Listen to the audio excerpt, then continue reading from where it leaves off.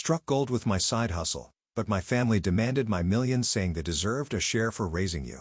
So, I launched their dark secrets with a stunning reveal. My name is Amber, and I'm about to teach my family a lesson they'll never forget. Darling, you made it. My mother's shrill voice pierced the air as I stepped out of the car. She rushed forward in her designer dress, arms outstretched for an embrace that felt more like a performance than genuine affection. Behind her, my father stood on the porch watching with that same disapproving look I'd grown up with. "Hi, Mom," I said, accepting her artificial hug. The scent of her expensive perfume brought back memories of all the times she'd told me I needed to try harder to be more like my brother. Speaking of the golden child, Reginald emerged from the house, looking considerably less polished than usual. His normally pristine appearance showed subtle signs of wear, slightly bloodshot eyes, a barely noticeable tremor in his hands. "Little sister," he called out, his trademark smirk in place. "Still driving that old thing?" I smiled, knowing the old thing cost more than his annual bonus. "It gets me where I need to go. Come inside. Come inside," my father commanded, barely looking at me. "Your mother's been cooking all day." The house hadn't changed, still filled with photos of Reginald's achievements. His graduation, his first job at the prestigious finance firm, his promotions. The few photos of me were from awkward teenage years, strategically placed in darker corners. "So, my mother started as we settled in the living room. How's that little internet thing of yours going? Still selling?" "What was it again?" "It's an e-commerce platform, Mom, and it's going fine. More than fine. Try 8 figures in revenue last year alone, but they didn't need to know that, not yet." "Well, that's nice," she said in the same tone she used when describing discount store clothing. "Your brother just closed another major deal, didn't you, Reggie? Tell her about it." Reginald shifted uncomfortably in his seat. "It's not that interesting, Mother." "Don't be modest. He's handling the Peterson account now. Biggest client at the firm." My father beamed with pride, then turned to me with a pointed look. "You know, if you'd followed our advice and gone into finance like your brother Dad, please." I interrupted, maintaining my calm. "Let's not start that again. Your father's just trying to help." My mother chimed in. "We worry about you, sweetheart. Living alone in that tiny apartment, working on your computer all day. It's not too late to make some changes." If they only knew about my penthouse overlooking Central Park. "Where's Violet?" I asked, changing the subject. "I thought she'd be here by now." "Oh, your cousin's running late as usual." My mother sighed. "That girl needs to learn some responsibility. Unlike Reginald, always so punctual, so professional." I watched as Reginald excused himself, heading to the bathroom for the 3rd time in an hour. Nobody else seemed to notice, or maybe they were choosing not to. My phone buzzed, a text from Violet. "Everything's ready for tomorrow. You sure about this?" I typed back quickly. "Absolutely. Amber, put that phone away." My father snapped. "We're having family time." "Family time, right. Like all those family times when they'd forgotten my school performances or when they'd emptied my college fund to pay for Reginald's MBA, telling me I could take out loans since I wasn't going anywhere special anyway. "Sorry, Dad," I said sweetly, slipping the phone into my pocket. "Just confirming details for tomorrow's presentation." "Presentation?" my mother asked, suddenly interested. "What presentation?" "Oh, just a little something I've prepared for the family reunion tomorrow.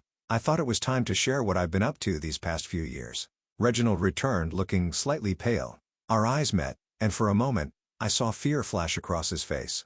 He knew something was coming. He just didn't know what. "Well, isn't that lovely?" my mother said dismissively. "Now, who wants to hear about Reginald's new beach house?" I smiled and settled back in my chair, letting them ramble on about their precious son's latest achievement. Let him have this moment. Tomorrow, their perfect little world would come crashing down and I would finally have my revenge. The best part? They'd brought it all on themselves. Later that night, I sat in my old bedroom, scrolling through the evidence I'd collected over the past year. My laptop's glow illuminated the space where my childhood dreams had been crushed, one criticism at a time. A soft knock interrupted my thoughts. "It's open," I called out. Reginald slipped in, closing the door behind him. He looked worse than earlier, sweat beading on his forehead despite the cool air conditioning. "Need something?" I asked, keeping my voice neutral while quickly minimizing the windows on my screen. "Look, Amber."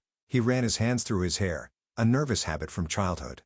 "About tomorrow? I was wondering what exactly you're planning to present." I leaned back in my chair. "Why so concerned, big brother?" "I'm not." Just his hands were shaking more noticeably now. "Things haven't been great at work lately." "And you mean since you lost the Thompson account or since you started dipping into client funds to cover your gambling debts?" The color drained from his face. "How did you know everything, Reg?"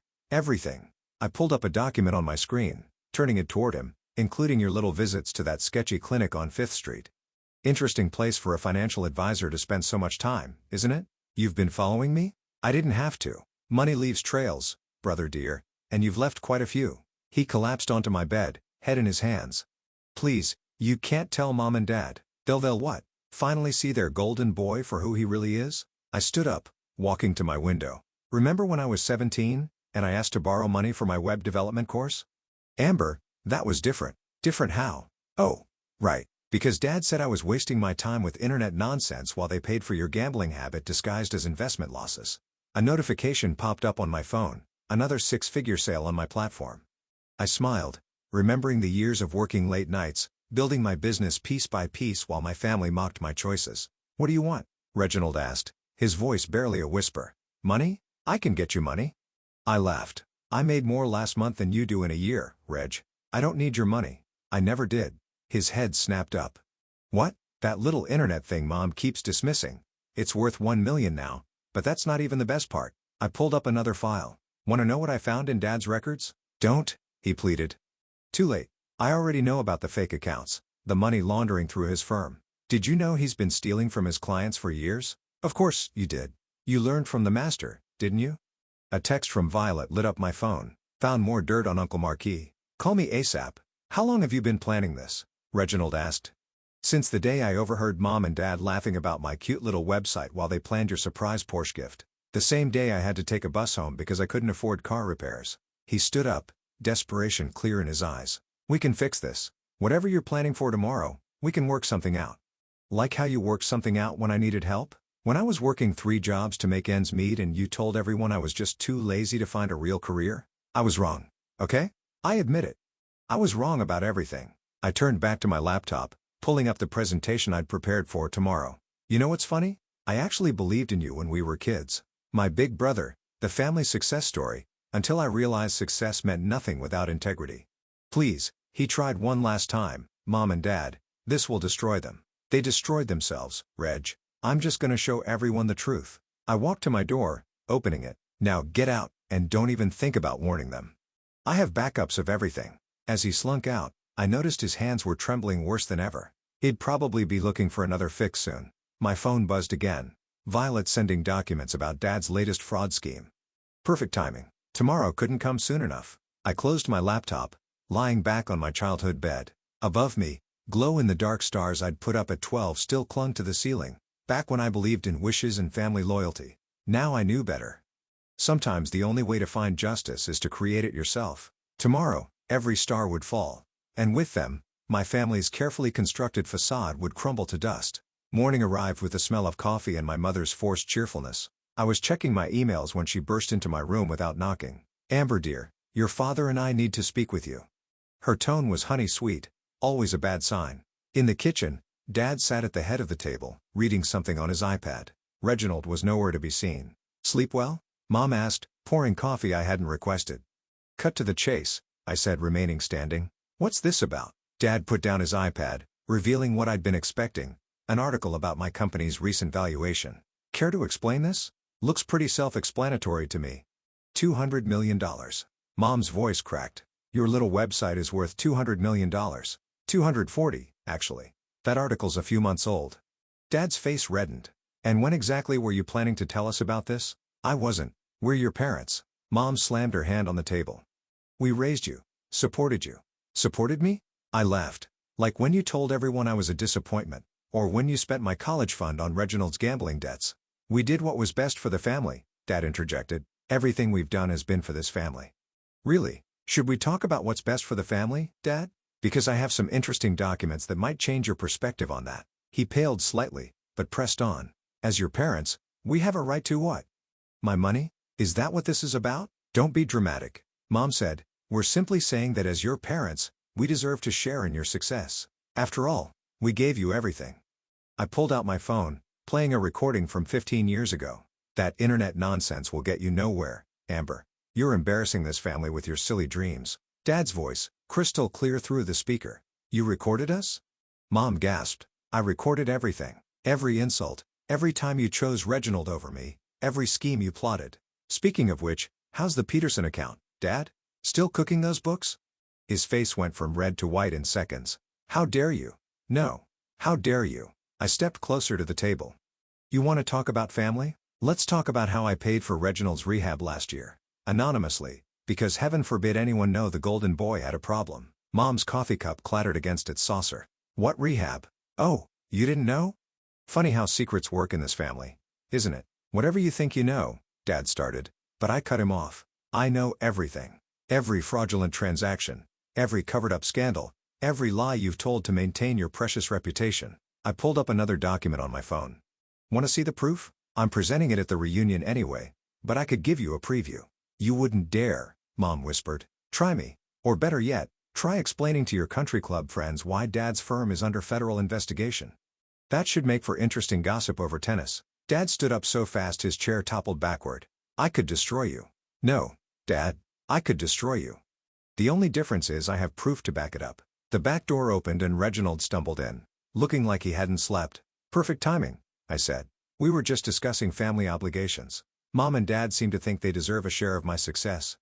What do you think, Reg? Should we tell them about your success stories? Amber, please, he mumbled. Please what? Please keep quiet about the embezzlement, the addiction, the fact that you're one bad day away from losing everything?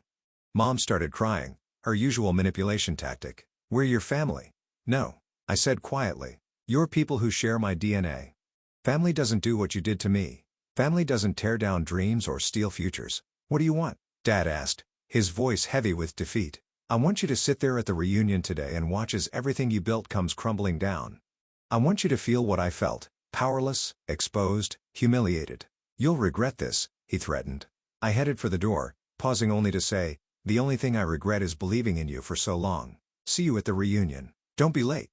The show won't wait for you. As I walked out, I heard Mom's sobs and Dad's angry muttering. Reginald called after me, but I didn't turn back. They'd made their choices years ago. Now it was time for them to face the consequences. I met Violet at our old hideout, the small cafe 2 blocks from the house where we'd spent countless hours plotting teenage escapes. She was already waiting, a stack of folders beside her coffee. You look like hell, she said as I slid into the booth. You should see the other guys. I ordered a double espresso. Tell me you have something good. Violet leaned forward, lowering her voice. Better than good. Remember how Uncle Marquis always bragged about landing the Peterson account? The one that made him partner? She pulled out a document, sliding it across the table. More like the one that should have landed him in prison. Look at the signature dates. I scanned the papers, my eyes widening. These are backdated by 3 years, and that's not all. She produced another folder. I found these in my mom's attic. Aunt Poppy's been hiding them for years. Letters from the SEC about suspicious trading patterns. How did you get these? Mom's spring cleaning turned up some interesting skeletons. She was more than happy to share once I told her about Aunt Poppy's comments about her divorce. The waitress brought my coffee and I took a long sip. This is perfect, but are you sure you want to be involved? They'll know you helped me. Please, Violet scoffed. They've been treating us like second-class citizens for years. Remember my high school graduation? I did. Aunt Poppy had spent the entire ceremony talking about Reginald's internship. Besides, Violet continued, I've got more. You know Patricia? Mom's best friend, ex-best friend. Turns out Aunt Poppy slept with Patricia's husband right before their divorce. Patricia's been sitting on that information for years, waiting for the right moment. I nearly choked on my coffee. Mom's gonna have a meltdown. That's not even the best part. Violet pulled out her phone showing me a series of text messages. Patricia's been gathering evidence about Uncle Marquis's firm. She used to work in their accounting department. Why didn't she come forward before? Fear mostly. But when I told her about your plan, Violet grinned. Let's just say she's ready to be a star witness. My phone buzzed. A text from Reginald. We need to talk, please. Ignore it, Violet said, reading my expression. He made his choices. Did you know he tried to blame his latest embezzlement on his assistant, the one who committed suicide last month? I nodded. The family covered it up, of course. Wouldn't want to tarnish the precious family name. Speaking of family names, Violet pulled out one last document. You might want to see this. It's about your college fund. I read through the paper, my hands shaking with rage. They didn't just spend it on Reginald's gambling. They never even set it up in the first place. They used your social security number to open credit cards instead. The debt's still out there, in your name. The cafe door chimed, and we both looked up to see Patricia walking in. She spotted us and made her way over, her usual elegant composure firmly in place. Ladies, she said, sliding into our booth, I believe we have some matters to discuss. Patricia, I started. You don't have to, oh, but I do. She pulled out her own folder. Your mother didn't just betray me, Amber. She's been betraying everyone for years. These are copies of loans she took out in other people's names, friends, family members, even her own sister. Violet whistled low. Aunt Poppy's been busy. Indeed. Patricia's smile was sharp, and I think it's time everyone knew exactly what kind of people they really are. My phone buzzed again, this time from Mom. Whatever you're planning, think about what this will do to the family. They're trying to guilt you, Violet observed. Too late for that. I showed them the guest list for the reunion. Everyone who matters will be there. The country club crowd, Dad's business partners, all the people they've been lying to for years. Perfect audience, Patricia said, and I took the liberty of inviting a few special guests, including Thomas from the SEC. He's very interested in your father's creative accounting. You really want to do this? I asked her. There's no going back. Patricia's eyes hardened. Your mother destroyed my marriage, smiled to my face for years knowing what she'd done, and then had the audacity to blame me for not keeping my husband happy. Yes. I want to do this. Violet raised her coffee cup. To karma. To justice, Patricia added. I looked at my phone one last time. 3 missed calls from Reginald, 2 from Dad, and a text from Mom asking to discuss terms. To truth, I said, clinking my cup against theirs, and to family, the real kind. The country club's grand ballroom buzzed with pre-reunion activity as I set up my presentation. Violet helped me connect the laptop while Patricia strategically placed hidden recorders around the room. Testing, testing. I whispered into my lapel microphone. Violet gave me a thumbs up from the sound booth. Your brother's here, Patricia announced, peering through the window, and he looks unstable. I watched Reginald pace the parking lot, repeatedly checking his phone. His expensive suit couldn't hide the tremors or the sweat on his forehead. Amber. My mother's voice echoed through the ballroom. She rushed toward me, designer heels clicking against the marble floor. We need to talk, now. We're past talking, Mom. A $1 million, she blurted out. Your father and I will give you a $1 million to stop this nonsense. I laughed. With what money? The money you stole from Mrs. Rodriguez or maybe from Dad's pension fund scam? Her face whitened. How did you know about Mrs. Rodriguez? Your elderly neighbor who trusted you to manage her retirement, the one who now lives in a studio apartment because you emptied her accounts? That's not, we were going to pay her back. Like you paid back all the others. I turned to the screen, pulling up a spreadsheet. 23 victims, Mom. 23 people who trusted their money to Dad's firm while you both lived large on their life savings. We did what we had to do, she hissed, to maintain our position, to give you children. To give Reginald everything and me nothing. I clicked through more documents. Here's my favorite part. The trust fund you told everyone you set up for me. The one that supposedly proved what wonderful, providing parents you were? Show me where it is, Mom. Show me one proof it ever existed. The ballroom doors opened again as guests started arriving. Mom's social mask slipped instantly into place, her voice dropping to an urgent whisper. Please don't do this to us. Think about your father's reputation. Should have thought about that before he forged my signature on those credit cards. Dad appeared behind her, his face stormy. Last chance, Amber. Stop this now or what? I stepped closer. You'll disown me? Cut me off? Pretty hard to do when I'm worth more than your entire firm. You ungrateful little everything ready? Violet interrupted, appearing at my side. Almost, I said, just waiting for our special guest. Special guest? Mom's eyes darted around the room. Who else did you invite? As if on cue, Thomas from the SEC walked in accompanied by 2 serious-looking men in suits. Dad's face went from red to gray in seconds. You didn't, he whispered. Oh, but I did. And look, there's Mrs. Rodriguez herself. Violet was kind enough to send her an invitation. Should we ask her about her retirement fund, Dad? More guests filtered in. The country club crowd, Dad's business partners, all the people they'd been deceiving for years. Reginald finally stumbled in, making a beeline for the bar. 10 minutes until showtime, Violet announced cheerfully, Stop this. Mom pleaded one last time. We're your parents. Parents? I pulled up the first slide of my presentation. Parents don't steal their child's identity. Parents don't mock their daughter's dreams while enabling their son's addictions. Parents don't destroy innocent people's lives to maintain their social status. I have contacts, Dad threatened. I can make sure you never do business in this town again. Good thing my business is worldwide then. I nodded to Violet who dimmed the lights. You might want to find your seats. The show's about to begin. They retreated, huddling together at a front table. Reginald joined them, clutching a whiskey glass with shaking hands. Around them, the room filled with all the people they'd spent years impressing, deceiving, and stealing from.